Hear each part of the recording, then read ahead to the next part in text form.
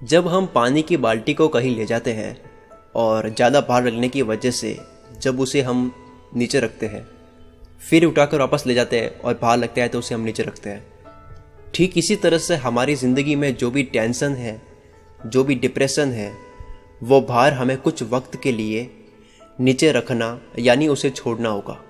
उसे छोड़ना बहुत ज़रूरी है, नहीं तो कोई प्रॉब्लम हो सकती है। और जब ज़्यादा भार होता है तब कोई काम भी नहीं कर सकते हैं। बाल्टी ही नहीं, अगर एक गिलास पानी को भी हम बहुत देर तक पकड़ कर रखते हैं तब भी हमारे हाथों में दर्द शुरू हो जाता है।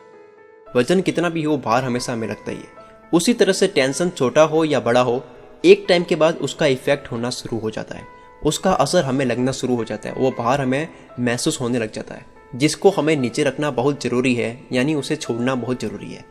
तो अब सवाल ये आता है कि उस भार को नीचे कैसे रखें।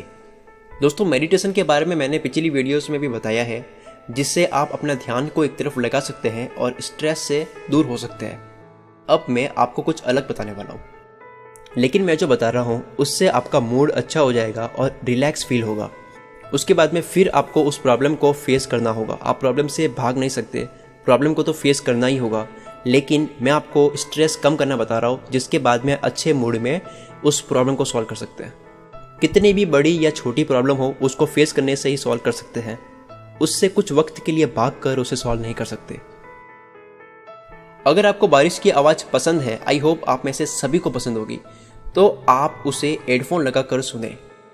यूट्यूब पर सर्च करें रेन साउंड। इसके लिए एक वेबसाइट भी है rainimood.com, जहाँ पर आप बारिश की आवाज़ सुन सकते हैं, जिससे आपका ध्यान उस तरफ लगा रहेगा। अगर हम इसे डीप में समझे तो यह भी एक मेडिटेशन ही है। इसे करने से आपको बहुत रिलैक्स फील होगा और आप फिर कोई भी काम करोगे तो अच्छे मूड से करोगे।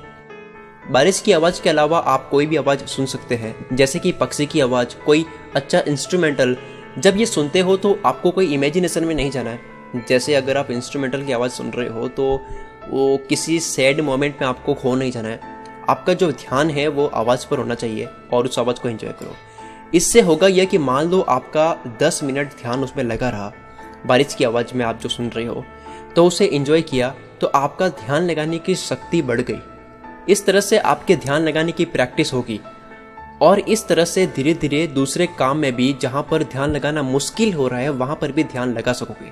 क्योंकि आपकी कंसंट्रेशन की स्किल है, एक जगह लगाने की जो स्किल है वो बढ़ जाएगी।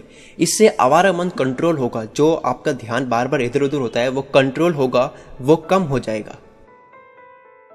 थैंक यू सो मच दोस्तों। अगर आपको ये वीडियो पसंद आई तो लाइक कीजिए, क्योंकि ये लाइक्स ही है जो मुझे कहते हैं कि ऐसी वीडियो और बनाते रहो।